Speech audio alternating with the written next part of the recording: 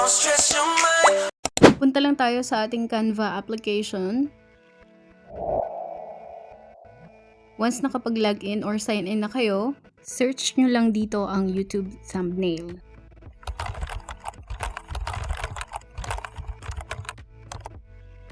Dito marami kayong makikitang options na pwede nyong gamitin. Scroll up lang until you find your preferred design. If you are using the free version of this application guys, wag nyong i-click itong parang may mga crowns because it simply means na pro siya or kailangan nyo siyang bayaran. Yung mga thumbnail na wala silang crowns simply means na free to use sila at pwede nyo siyang ma-edit and download anytime.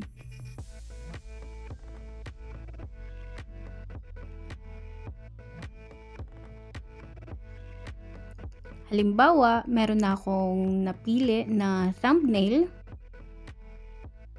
Click nyo lang siya guys.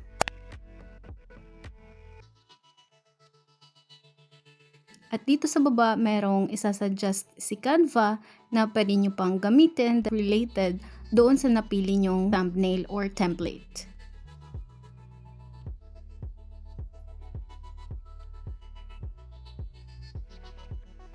Now, click Customize this template.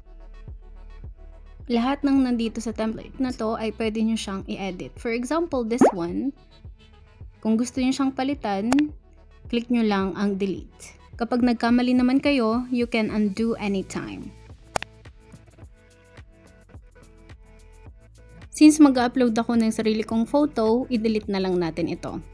Now, as you can see here na meron tayong text, pwede nyo siyang i-drag anywhere. Huwag nyo na muna siya guys i-delete para mamaya i-edit nyo na lang yung text. And now, I want to upload my own photo. Click nyo lang yung uploads dito sa left side. At piliin niyo ang upload files. Now, since I already uploaded my photos, i-click ko na lang. Halimbawa, ito ang gagamitin ko. Ilagay nyo na kung anong position ang gusto ninyo, but you have to make sure na medyo malaki siya.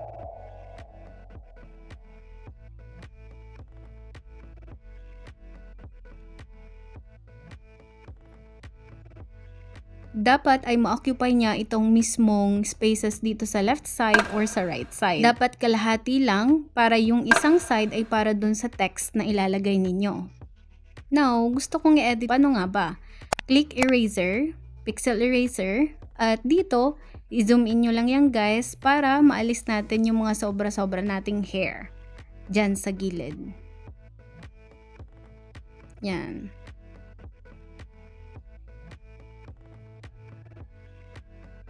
Anyway, you can adjust the size at you can also restore kung halimbawa na nagkamali kayo. Okay, once done, click nyo lang po ang done. Now, we can use filter to edit our photo. Click nyo lang yung edit. At dito sa filter ay pwede kayong pumili ng preferred ninyo na filter para mas maging brighten or mas maging maganda ang color ng photo ninyo.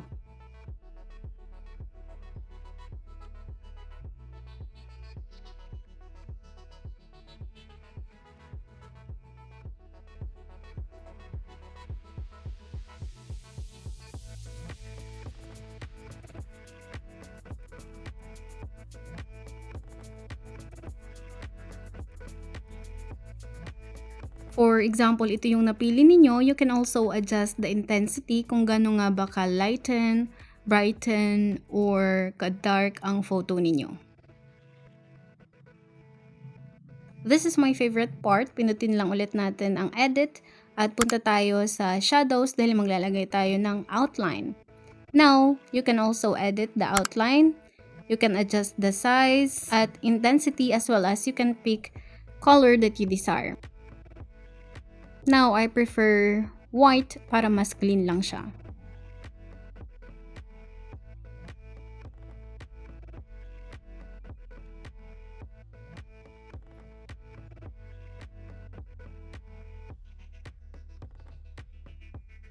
Ito naman tayo sa ating text. Select lang natin and we can drag this anywhere.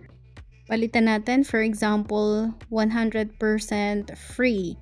Dahil ang content na gagawin ko is about how to download free music galing dito sa ating YouTube channel or YouTube account, which is free or non-copyrighted. You can also change the font size, font style, and color of this text. Halimbawa, gusto nyo i-change, yan, click nyo lang dito yung photo colors na gusto ninyo or prefer ninyo. Yan, and now, I want to add some elements, okay? Anyway, drag nyo lang siya guys, or adjust nyo lang. Pindutin lang natin ng elements because I need a YouTube na element or icon. Yan, pili lang kayo dyan guys. Example, this one.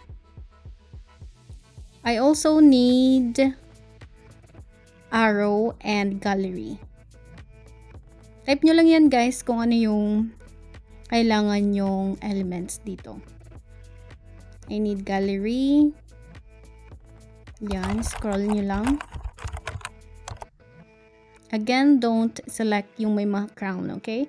Because it's a pro. Kailangan nyo siyang bayaran. Yung wala, it's free to use. And I also need arrow. Yan. Pwede nyo na siya guys i-drag. Gaya na ginawa ko sa photo ko, gusto kong i-edit at pumunta sa effects dito sa shadow again, outline, dahil gusto ko lagyan ng outline ang mga elements na gagamitin para mas ma-emphasize siya. I-repeat nyo lang guys ang process gaya ng ginawa natin kanina.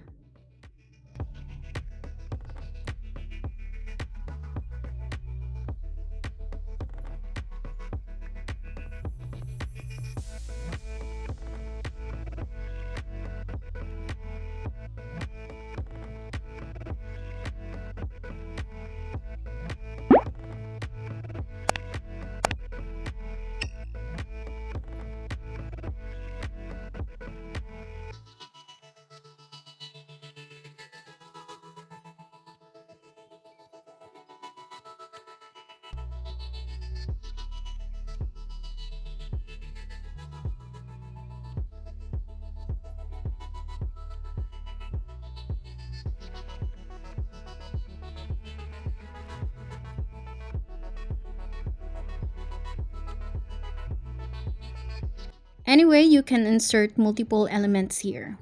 Pero kung ayaw nyo, you can delete it or pwede nyo din siyang i-undo na lang. Finally, we're done. I-download na natin siya. Click share. Click download.